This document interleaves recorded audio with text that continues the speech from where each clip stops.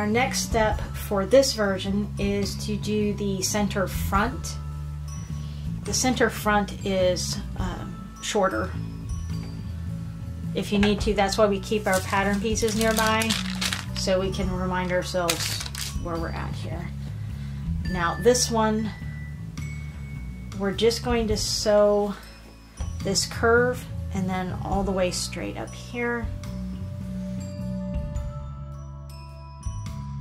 This curve here, I usually put a couple of extra pins in here a little closer together because I don't want this part of the fabric to move or shift, because it'll make the pants kind of want to pull to one side or the other. I might do one more here.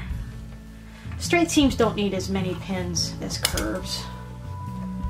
And again, we are going to lock our stitch, because we do not have another seam that's going to intersect it.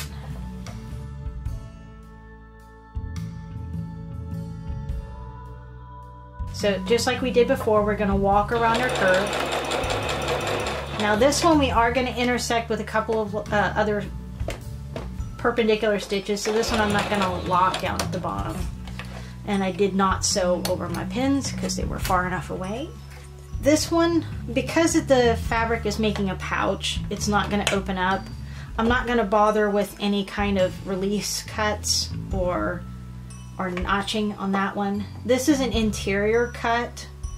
This one does need to lay flat, so this one does need some release cuts. And what we want to do is we just want to snip the fabric. You don't want to cross over and snip your threads. You just want to get close to it.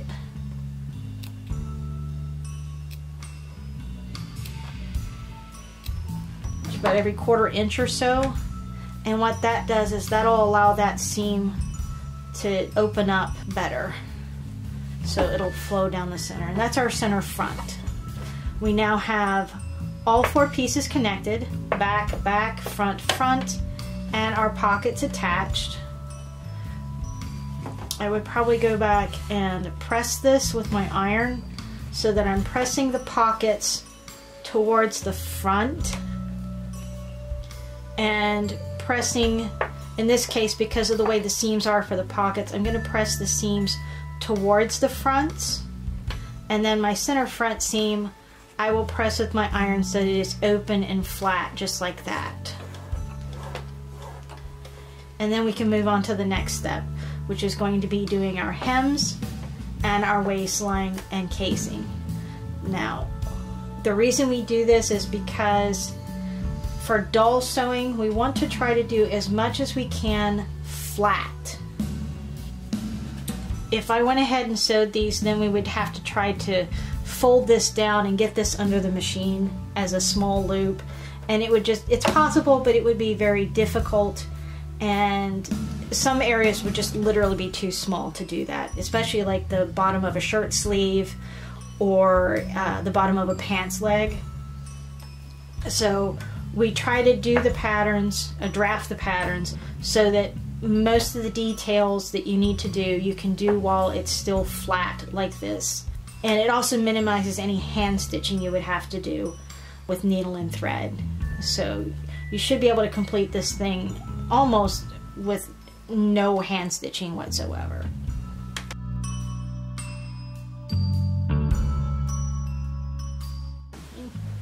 So I'm back from the pressing table. I did iron the seams as I described, pockets and side seams towards the center front. Center front has been ironed open.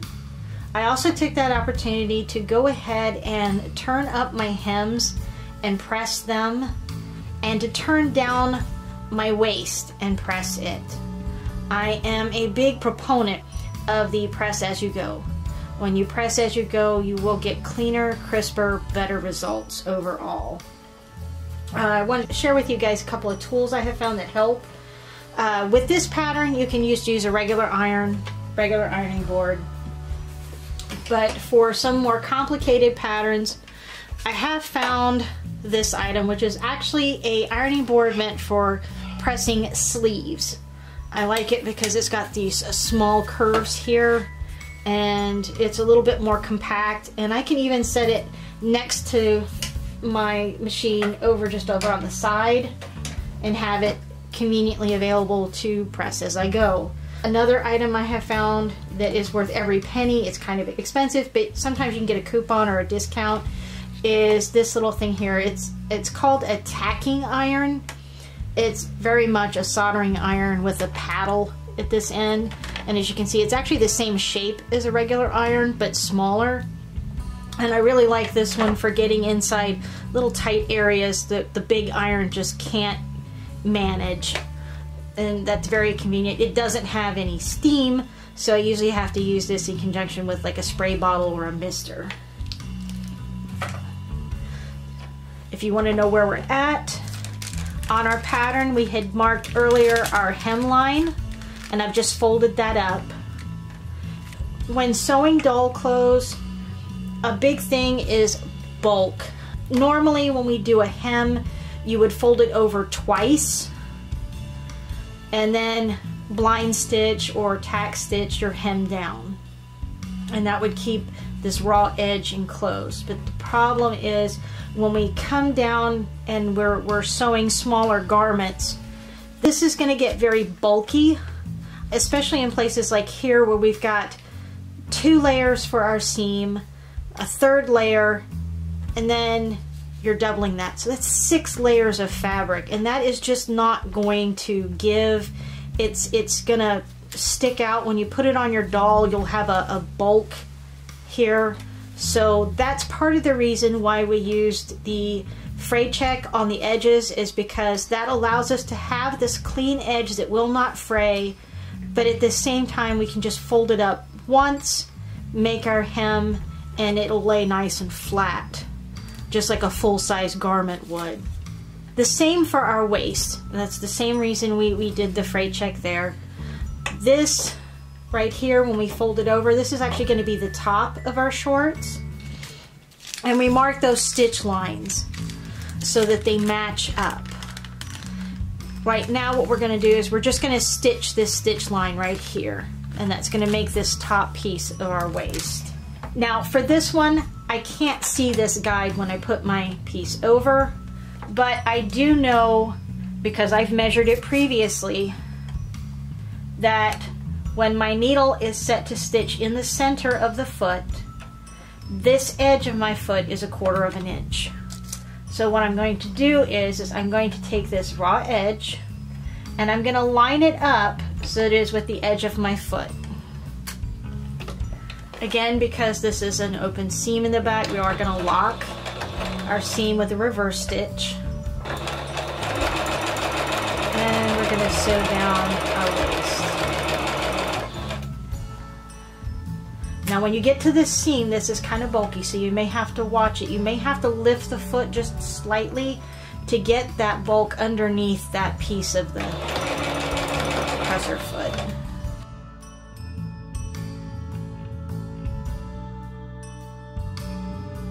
Again, we're going to lock that stitch.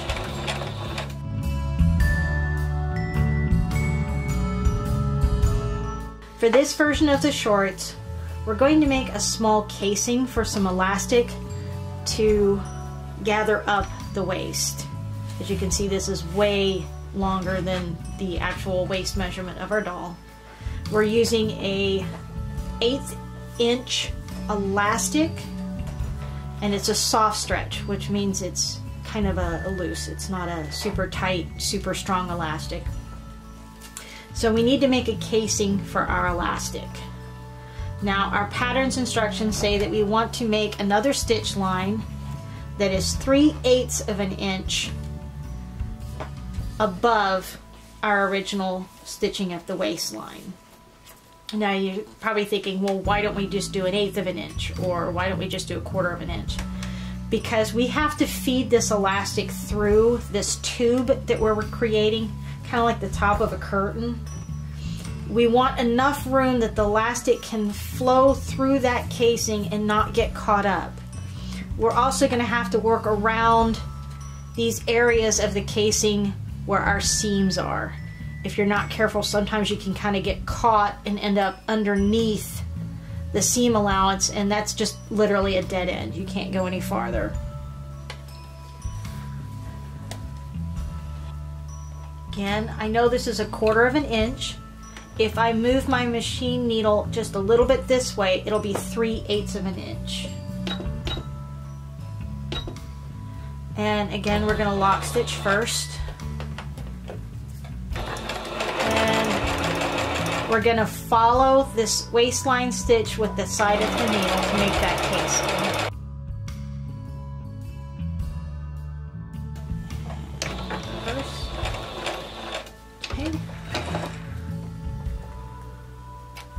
And we've made our casing. We have our 2 lines of stitching that run parallel, and as you can see, we've made a little tube in the fabric, very much like a curtain.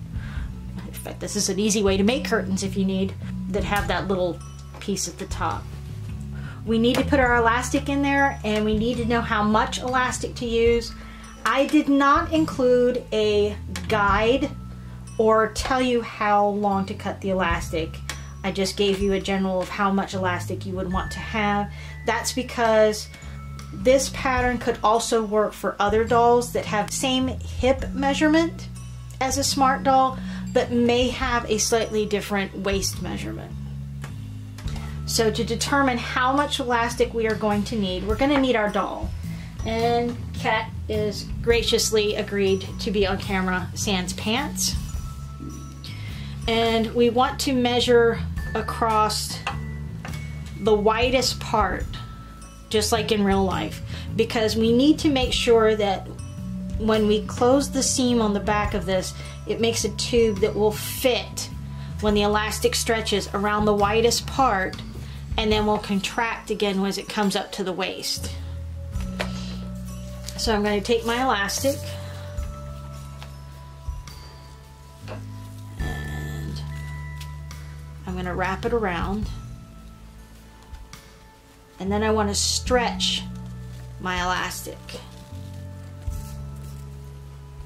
almost till it won't stretch anymore.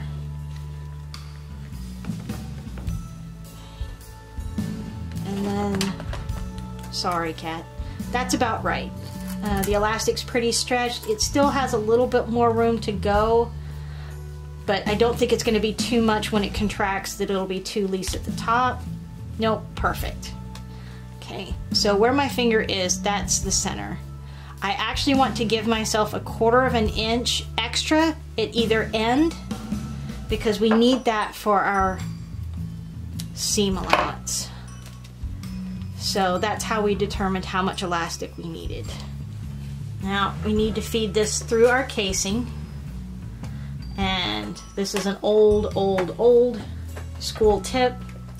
We take a safety pin that's just a little bit narrower than our casing, so it'll flow through there. And you take your elastic and just kind of thread it on the safety pin. And then effectively we have a needle that we can feed through the casing, and it's not sharp, so it shouldn't poke through the material. Some people actually get large needles with large heads on them so they can feed the elastic through, but I like this because it's so rounded, you don't have to worry as much. And you know, just whatever method you use, this one's a little bit more secure. Sometimes the thread, you'll get halfway across and all of a sudden the elastic will pop out of it, and then you have to fish it out. Okay. I put our elastic, we're just going to slide the rounded end of the safety pin between the 2 layers.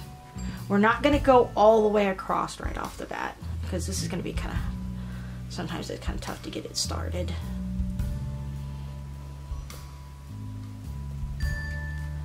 Let's try doing it this way.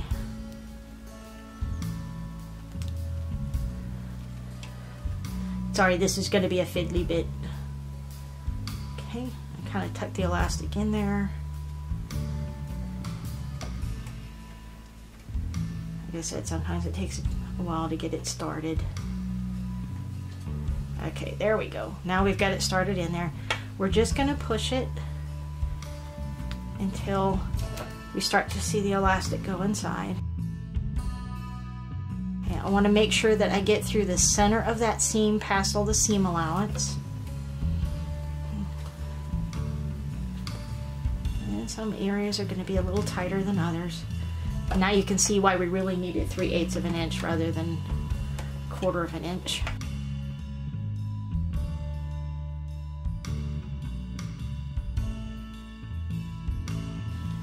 So before I lose the elastic and have to fish it out, what I'm going to do is I'm going to grab my pin and I'm going to put it through the elastic, both layers of fabric, and back through again.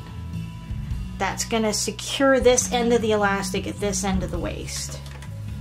And then I'm going to continue feeding through. Again, trying to make sure that I get through the seam allowances to the other side.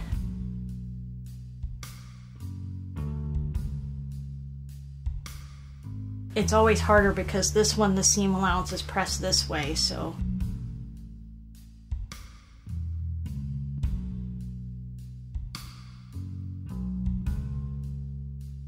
You can already see our waist is starting to gather up and form that paper bag type hem. Yay, look, there he is.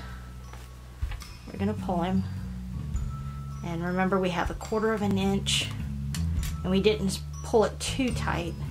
So again, I'm going to pin and secure the elastic at that end.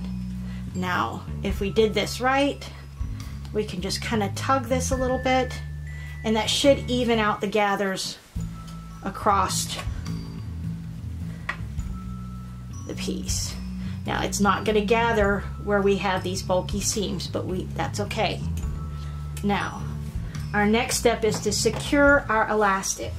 What we're going to do is we're going to start, and we want to do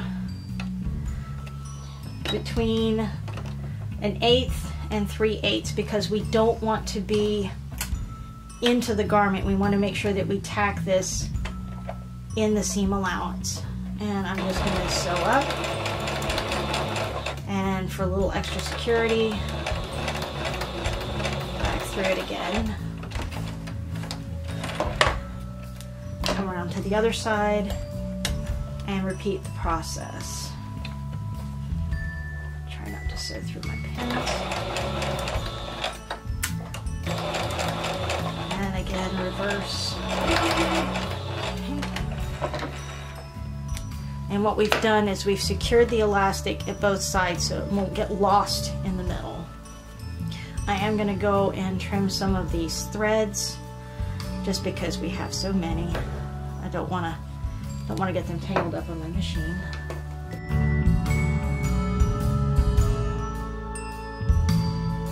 So we have completed our waist for now. We are going to move away from our waist to finish some more details because, again, like I said, we want to try to work flat as much as possible. So in this case, we're going to move down to our hem. Now, previously had already pressed my hem up, our 1/2 inch, and I want to do 1/4 of an inch, but I want to make sure that that stitch is straight. So rather than using the cut edge, which might be just a little bit off any place, I'm going to flip this over and I'm going to stitch through the top edge. And once again, I'm going to use our guide on our machine.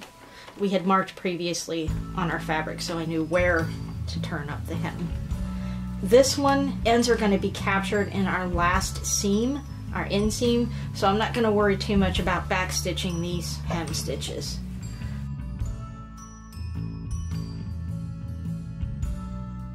And again, using the chain piecing technique, I'm just going to pull some away a little bit.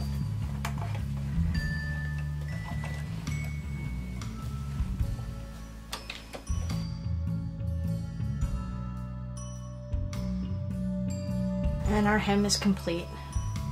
And just as a reminder, yes, we did do our hem before doing our inseam, and that's because it's just going to be easier than trying to fold this and sew this, especially on a pair of pants. So our hems are done. We are now ready to do our center back.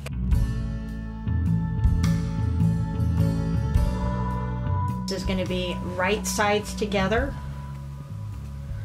And again, with the curves, I usually give myself a couple of extra pins just to keep it from shifting. There's our notch.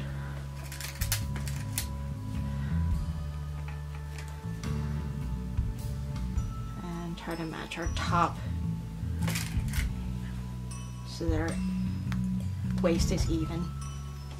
Now, for our waist, since this is a finished edge on our garment, I am going to lock the stitch by doing my reverse.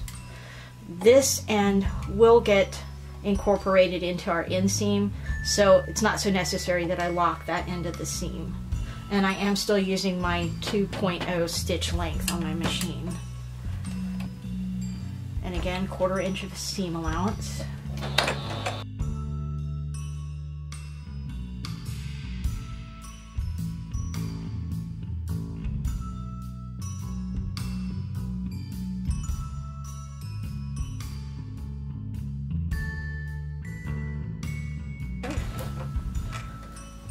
In the instructions, I suggest that you grade the seam. And what that is typically when you grade a seam, you're not cutting all of the material down, you're just kind of stacking the seam allowances. So I kind of stick my scissors in here.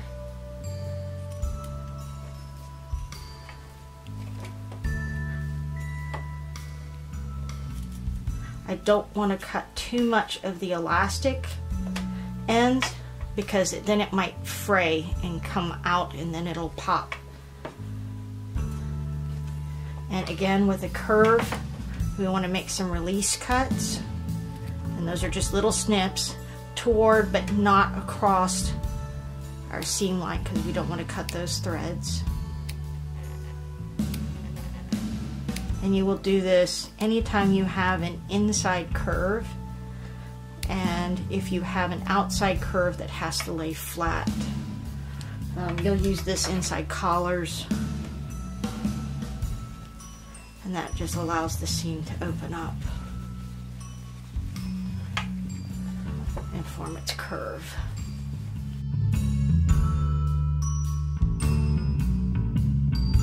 Our last seam is going to be our inseam. Now this one's very short because we did the short shorts. On the pants, on the longer shorts, it's the same process. We want to meet finished hem and finished hem. And we want to match those two center seams, the center front and the center back.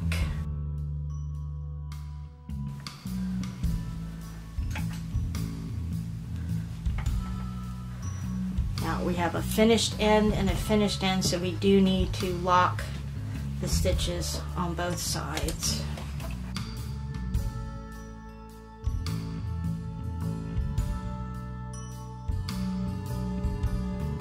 And that's our last seam. And just kind of go through, check for any loose threads, kind of clean those up. And for the most part, the shorts are complete. Now for this drawstring version, we are going to make a drawstring that goes in the center here. I'm going to put my sewing machine away and we're going to set up, and I can show you how to make the cord. You can also use a small piece of ribbon, piece of yarn, or whatever your preference is.